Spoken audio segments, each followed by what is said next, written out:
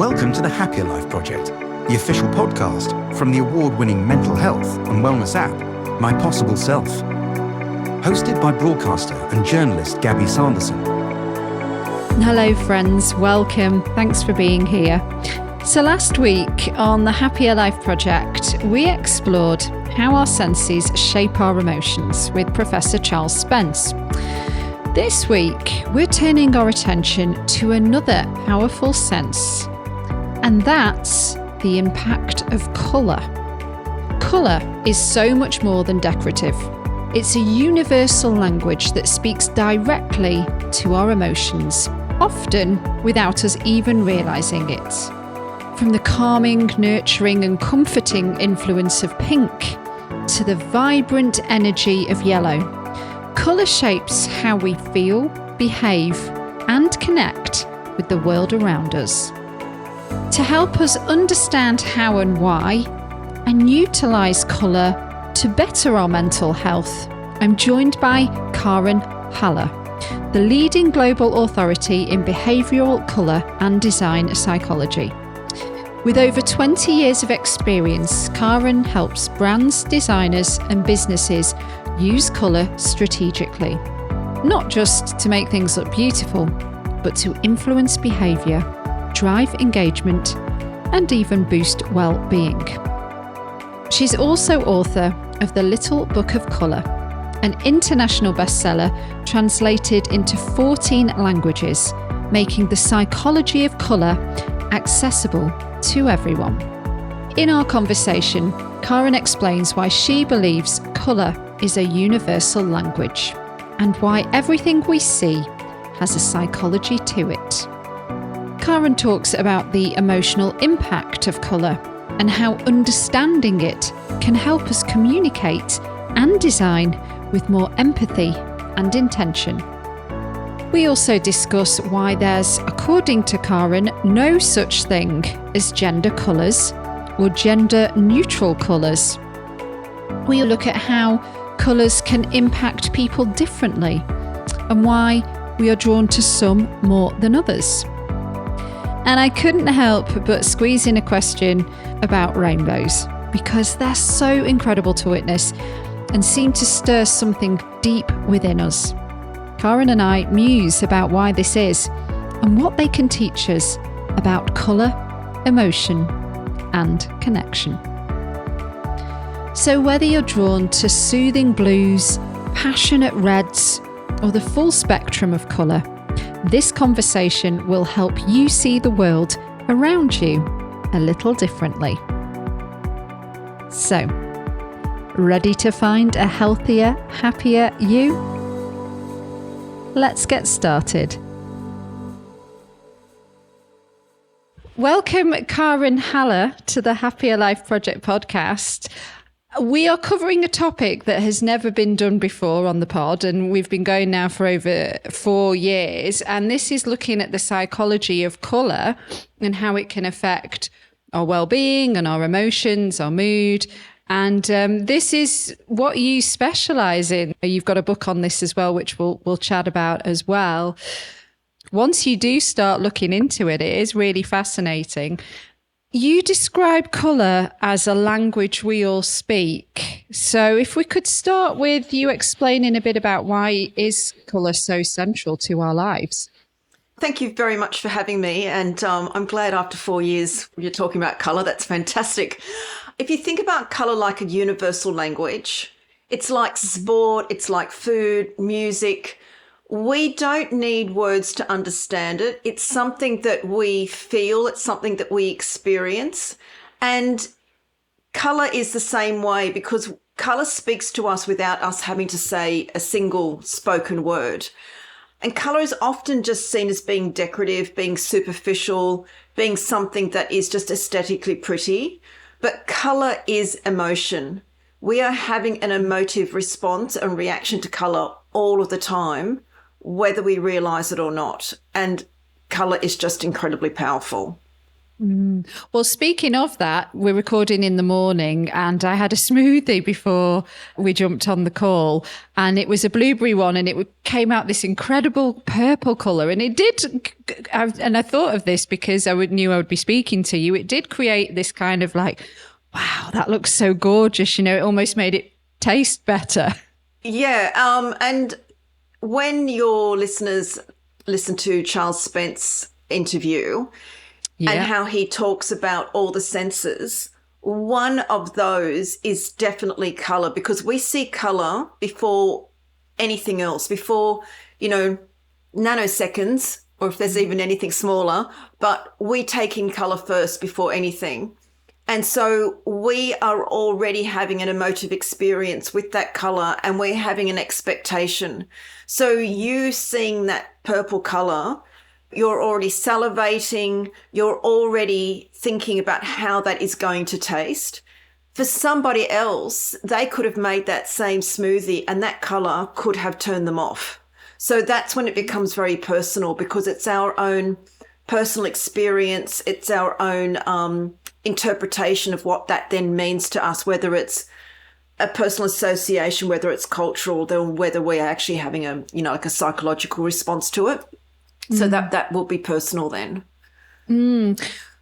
If we kind of zoom out broadly to colours and our associations with them, because you're saying it's like personal and it'd be interpreted differently to different people. There's still, I suppose, I'm thinking about the My Possible Self app, our social media page, our Instagram page. At the moment, everything is in like blues, because of the association with the primary group, and blue kind of meaning medical. But is this something that it's like, it's kind of a trend that caught on, and then it's like everybody sort of gravitates towards now associating, say, blues with NHS and nurses and medical? Yeah, I know what you mean. So what it can happen in different ways. So for instance, there was a time when all the banks were blue. And really? So, yeah, virtually all bank signage, there was a time that it was always blue. And also IBM was known as the Big Blue. And there's to do with technology as well. And when it comes to psychology of colour, that's to do with trust, with authoritative but knowledgeable, to do with loyalty. These are some of the positive qualities, psychological qualities of blue. But they normally are attributed to a dark blue. But if you have like a light blue or a turquoise blue, they have different qualities. And so a lot of the banks were the darker blue, and then say Barclays went with a lighter blue. And that's more about, there's still the trust there, but about sharing, being collaborative, open to conversation, open to discussion. And so we felt that they were more friendlier. Then what can happen is a colour can then almost define an industry.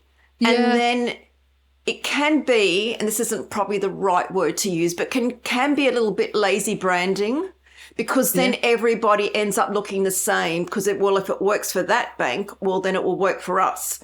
But what they don't then realise is that you as the brand, you as the business, you then have to show up. What the colours are saying is already giving me an experience of what I feel and think I'm going to experience when I walk into that bank. If I don't get that service, then there is a mismatch. And this is because humans, we're always calibrating for harmony, and we can't calibrate anything that's misaligned. It doesn't make sense to us. So if we walk into a bank, and really this is what's happening with banks now, you can trust us, we're open discussion, we're sharing, we're collaborative, and you walk in and you get a really bad customer experience, then it doesn't make sense to us. So then we just think, actually, we don't trust this bank. You're showing up one way, but the service that you're delivering and offering is another. And that's where it can go really wrong. That's Does that so make interesting. sense? It absolutely does. Yeah. I was thinking for those banks that are open in my hometown, most of them are closing. Yeah. So to bring it back to our audience, are people that are interested in improving their mental health and their well-being. And from, what you've already said, it sounds like we are influenced by colour more than we even realise. So then if that's the case, we can utilize colour to improve our mood or to create a certain type of mood, I suppose. Yeah. And I always say it's more than a mood or a feeling, because I can't see what mood you're in. I can't see what feeling you're in, but I can see your behaviours. And your behaviours are what indicates to me the mood that you're in. So I always say that to use colour, to use design, because every shape, every texture, every purpose, because I do colour and design psychology, but everything that we see has a psychology to it that then relates back to nature, right? And we are nature. And so we find, if we can find the expression of ourselves that is then based in nature, and we recreate that for ourselves, then we are living more in harmony, and we are creating an environment that lets us be our true self. Because quite often what we hear is, oh, use red because it's full of energy, or use yellow because yellow will make you really happy. But it's what kind of yellow, it's what saturation of yellow, it's what kind of red, what kind of blue, and it's how much that you use. Because if you use a lot, you can almost go then into overwhelm, and you can start to feel the negative effects of the colour. So I think to make this easier is really to think about how you want to think, feel and behave in a space, or even in the colours that you wear. What gives you what you need? Because we are complex human beings. People that wear black all the time, for instance, this is not a natural state to be in.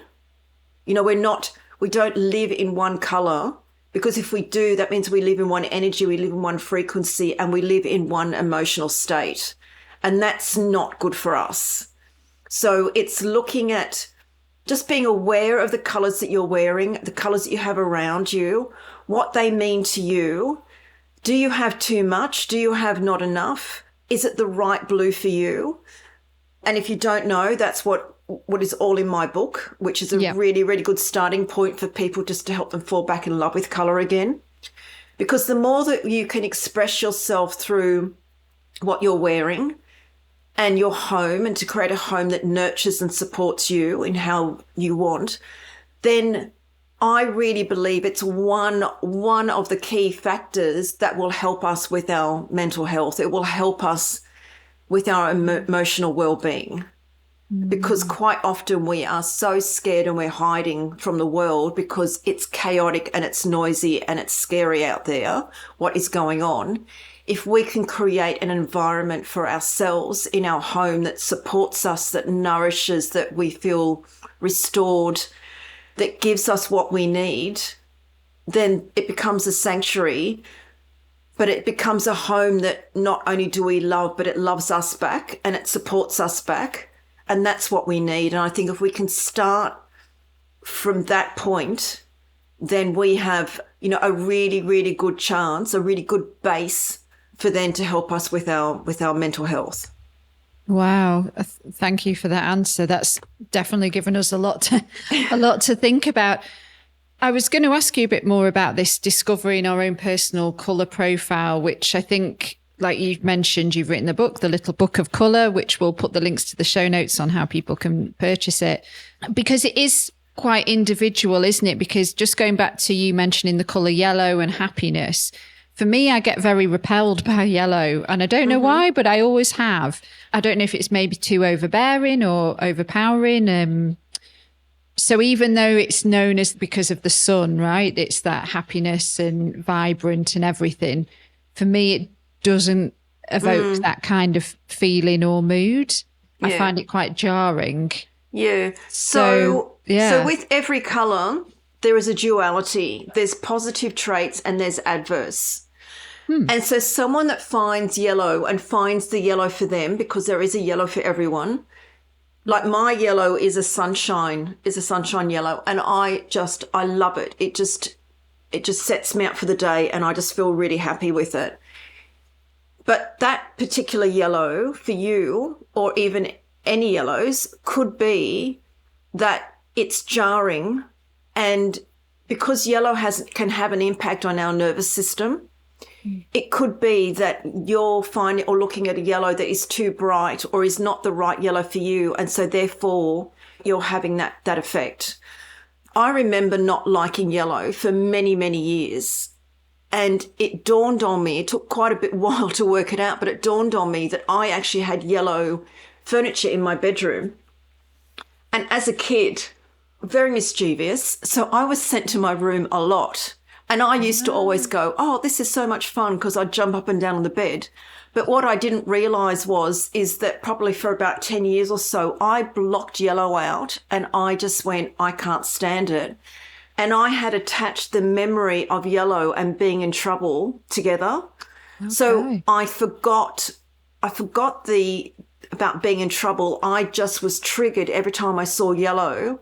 I just went, I don't like it. But as soon as I realised what the trigger was, and this is a personal association, once I realised what that was, I could, work through and work out why, let that belief go. And now I absolutely love yellow, because now I'm really attracted to the positive, fun side of it. Or not fun, I should say the happy side of it. That's so interesting. Yeah, that's how it becomes personal, when you attach a personal memory to a colour. I mean, I know an interior designer who will not put red in anybody's home, even though it's not her own, because she has such a dislike of red because of a memory that she had, that she won't use it for anybody else. So she's making her colour choices that are about herself, she's putting them onto her client. She's not able to separate it. Wow. Yeah, and that happens a lot, is that we can get somebody to do a scheme for us. We can get somebody to put a colour palette for us.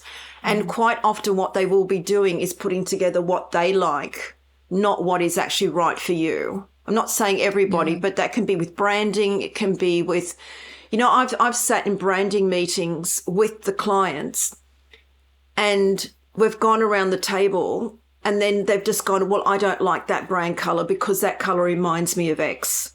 Mm-hmm. They've missed the point that the colour isn't about them, it's about the brand, or it's about whatever the bigger vision or the purpose is. So we can do this all the time, that we can make something mean about us, even though the outcome isn't about us, if that makes sense. Yeah. Yeah, it's a very human thing to do. It's also making me think about when we're picking out our clothes, because on one hand, it's like what clothes suit you, the way you look, your skin tone and hair colour and all of that stuff, versus what's trendy, what's like the colour in season at the moment, versus how you want to express yourself. So actually, like, picking the colours you want to wear can be quite complex. Yeah. What do you suggest there? I mean, don't get hung up on it. But what I always share, and I share in the book, is that think about how it is that you want to feel and how you want others to interact with you.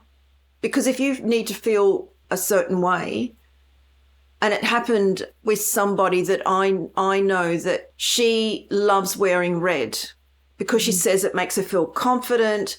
It makes her feel, like full of energy. It's like, and I always say that red is like a double espresso anyhow, in the energy of the colour. And yet, so she feels good. She said, I feel really comfortable, feel really good in my red dress.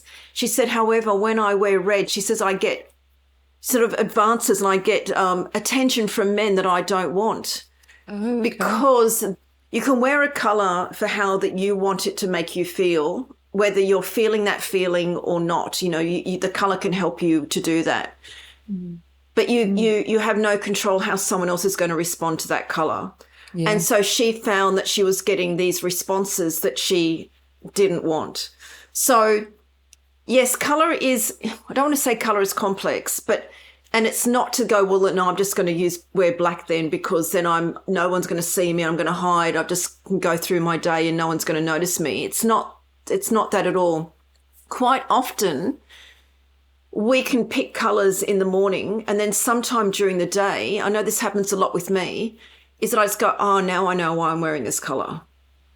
Right? Okay. Yeah, so I think just the easiest thing is looking at your wardrobe, looking at all the colours that you have, and just go, oh, what am I doing today, and what do I feel would best support me? And then just start with that. I think that's just a really, really good place to start. Otherwise, if you start over analysing it, you will just go to something that you always wear, and then you may not feel your best. Wow. It's just making me think about gender and colours, like little baby girl in the pink, baby boy, the blue. Maybe if you don't know what baby you're having, then it's yellow, isn't it? 'Cause that's seen as the neutral option. Is that getting a bit tired now, do you think? Because I know that like men are getting more encouraged to wear pink or whatever, and women quite freely wear blues. But I'm just wondering on that association, that obviously came from somewhere, didn't it? I mean, chapter 1 of the Little Book of Colour, you talk about the history of colour, which is super interesting. But yeah, I know I'm just kind of throwing this one at you, but like gender and colour, what's the thoughts there? Yeah, so the first thing is there's no such thing as gender colours, and there's no such thing as gender neutral. So we'll just say that straight off the bat. This is man-made. So I think around the 1940s, there was an American department store that did a marketing campaign, pink for girls, blue for boys. It became so popular or so ingrained that it became cultural. And especially in the English-speaking countries, it became very, very cultural. And then it became so easy for manufacturers just to manufacture everything in pink and everything in blue. Do you know what? Job done. Because then everyone just goes and buys pink or buys blue. I mean, how easy is that? Before the 1940s, it was actually blue for girls and pink for boys, because red is the colour of masculinity. And when I say that, I mean masculine energy. And all women, we have masculine energy, we have feminine energy, and the men as well. We have both. So red is the colour of masculine energy. And so pink is just light red. It just has its own name. So pink for boys just meant it was just a softer masculine energy. And then blue for girls, from my research, from my understanding, that's to do with the Virgin Mary, because she had blue, and so a very light, soft blue for girls. So that was a religious, cultural belief. Yeah. But the red and the pink is more of a psychological or psychology link. Right. So then they went and swapped them. And then, so now we've got pink for girls and blue for boys. And then what ended up happening in the 20 teens, however you say that. I wrote loads of articles about pink and women, because there was a stage I was being rung up probably every week where the journalists wanted me to say something negative about pink and women and how, the impact. And I refused to do it, because I said, I'm not going to pink bash. In fact, there was even a website that was called Pink Stinks, because there was such a backlash of pink and women and pink and little girls. And I can understand, because women felt that they were being seen as weak, as needy, as, not being able to have the confidence to stand up for themselves, that they, just all these kind of very negative connotations, which are the negative traits of light pink, of soft pink, where I've always championed it and said that it is about feminine energy, and it's about nurturing, compassion. It's about love and caring. It's, I've got this quote that I always say, if cuddles were a colour, it would be pink. So I really champion pink. And what is lovely to see now is that more and more women are going to the softer pink. Yeah. They were really going to the magenta, because it is a cold, hard blue pink. There is nothing soft about magenta pinks. And that's almost the female version, or the pink version of red. It's feisty, independent. And so a lot of women were not wanting to wear red anymore because they didn't want to look masculine, but they wanted to look more feminine, but they were just going to the pink version of it. But now more and more women are going towards the softer, the dusty kind of nude, kind of earthy pinks. They're going towards the softer side, the dusty pinks. My pink is a baby pink. And so it's wonderful to see because we can still be feminine, we can still be soft, nurturing, but doesn't mean we're a pushover and doesn't mean that we're weak or needy at all. I think if you have the confidence to wear a soft pink, that says a lot about you and about just how confident you are, especially and men. If men wear pink, they come across more softer, more approachable, but they are really comfortable in their own masculinity. For somebody listening today who wants to experiment with colour to support their mental health, what's the first step? What's something simple that they could try? Yeah, I think, first of all, just notice the colours in your own home. Notice the colours that you choose, the colours that you avoid, and just, first of all, just learn about yourself. I think just throwing in colours isn't necessarily, I don't want to say the right way, but maybe not the first step. Just observe first, because what you're doing is you're baselining what you've already got. You can say, oh, I notice that I've always wear grey, or I always wear black, or I always wear red. And there'll be something that you might always do. You might have a whole wardrobe of colours, but you might always just be going to the same thing. Mm-hmm. And you might say, oh, it's practical, doesn't show up dirt, it goes with everything. They're very mind questions. And then, ask yourself, okay, and then what? And then, so what you're trying to do is then go underneath. Not always easy to do on your own, but if you start asking yourself these questions when you're having a shower, when you're cooking, when you're gardening, when you're doing something, going for a walk, your mind is processing it. And all of a sudden you'll just go, oh, and then you'll have an aha moment. So just observe your environment, observe what you're always, you're always buying the same color bunch of flowers, what colors are in your home. And my book will definitely help, because in there I then explain what the different colors, when it comes to color psychology, what the positive and adverse traits are. And then you can start reading through and just start to become self-aware about yourself and your own environment. That's got power and I don't want to say control. You're becoming self-aware. And I think that's a really important thing, because once you're self-aware, that's when you can start going, oh, okay, so now this kind of emotion is missing in my life, or I want to express or feel this more. And what does that look like now in colour? Is that a blue? Is it a light blue? Is it a dark blue? Is it a turquoise? Is it a teal, a warm blue, which is a teal blue, or is it a cold blue, which is a navy blue? You'll start to be able to layer these on, but just start, it's like doing an audit, just start observing what you're doing now and what's working for you and what's not. I think it's a really good place to start. And the little book of colour is available in all the usual places on your website. So in your favourite local bookstore, which I always recommend you try first, support them. And then you can buy it online, at the usual online book companies. I don't want to name any. And then I have a website, which is thelittlebookofcolour.com, and you can actually download the first chapter for free. Yeah.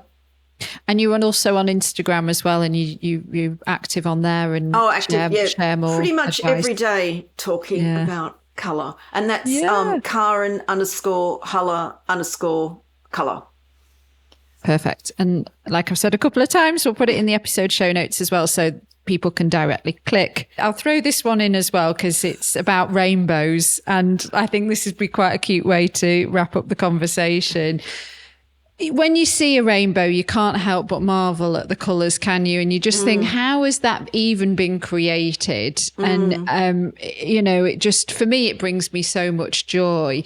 Why does it have such a powerful effect on us? Because that is all the colours, it's all about colour. Well, yeah, it's 7 colours, isn't it? So, and it's all the colours in between. But I think with rainbows, because I have the same impact, I will be driving along, and I've done this many times. I pull over and I get out and I look at the rainbow. From my experience, for me, it is just the awesomeness of nature. It's the beauty and the wonder that nature can produce something so it makes me want to cry. Like it's so, I'm so overwhelmed when I see rainbows. Yeah, it makes me feel that there is hope and there is joy, and nature doesn't know what's going on. Well, nature does fight back actually, but with the rainbow. And I think it makes us also feel, I know it makes me feel very, and I mean this in a good way, very insignificant, as in that we are just a small part, and just how much we need nature to live. We need it to thrive because we need to thrive because we are nature. We're not AI, we're not technology, we're not all of these things that we have created in the world that is not a natural state, and it is not us. And every step we take away from nature, we take away from ourselves. And I think Charles Spence was kind of alluding to this also, saying this in his podcast, is that we have such a symbiotic relationship and we are so intrinsically linked that when we see something like we will see a flower and think that's beautiful, and we will stop, we will smell the roses, we will look at beautiful gardens. But a rainbow is so immense and so just the enormity of it that I think that really still makes us stop. Yeah, I completely agree. I think it's the closest thing to God or whoever you worship. I think if you need something in front of you, look at a rainbow, because you don't get more kind of spiritual and incredible. And I think that's a connection that we're missing. And it touches something so deep inside of us, in our soul, that links us back to, I think, who we were.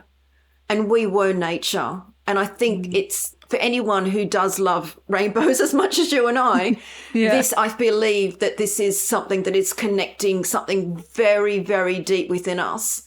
And if anyone is like me and kind of wells up or, gets watery eyes, that is what this is. There's this connectedness to nature that is hardwired within us that we can very easily disconnect from. And I think it's a fantastic reminder when we see it. That's my very sort of philosophical kind of answer to that. No, I'm so glad I asked. This has been so fascinating. Thank you so much. It's certainly going to make you take it for granted. I mean, you don't obviously because of what you do, but I think for most people, we just kind of take it for granted. But actually, once you stop and think about it, I suppose this episode will go out after Charles Spence, who was talking about all of the senses. You could almost argue that colour, I know we see colour, but it is probably the sixth sense. Yeah, I would say that, yes. With everything that Charles Spence said, and when I was listening to the episode, I went, and colour. Because, when he was talking about the raisins and about eating the raisins, I'm going, but we see them first. And if you don't like the colour, you might not eat them. Yeah. That might stop you straight away. When we go shopping, if we think the bananas, some people love bananas that are green and some love them when they've got all the brown spots on them, because we know one is starchy, we know one is sweet. So colours are giving us clues all of the time, and we're making thousands of decisions every day just through colour alone. And that's another fun thing to do. When you get up in the morning, start thinking about every single decision you may make based on colour. And there will just be hundreds before you've even left the house. Oh, God. How many colours? I know. People always say to me, oh, gosh, since I've read your book or since I've been listening to you about colour, it's damn it, I just see it everywhere. And I can't stop thinking about colour. And I'm like, exactly, good. Exactly, yeah. Thank you again. Super appreciate it. Brilliant. Well, thank you so much for approaching me. I really appreciate it.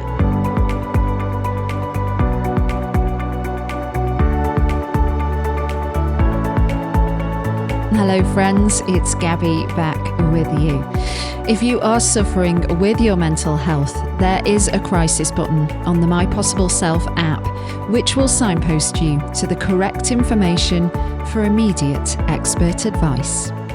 Those of you who are listening on one of the podcast platforms, the My Possible Self app is completely free to download. You can access all of the content, so you don't need to worry about it costing you anything. If you found this episode helpful, please do subscribe and leave a review and share it with your friends. And to find and follow us on social media, we are most active on Instagram, and you can find us at My Possible Self. And I've been at Radio Gabby. Until the next one, do take care. Bye for now.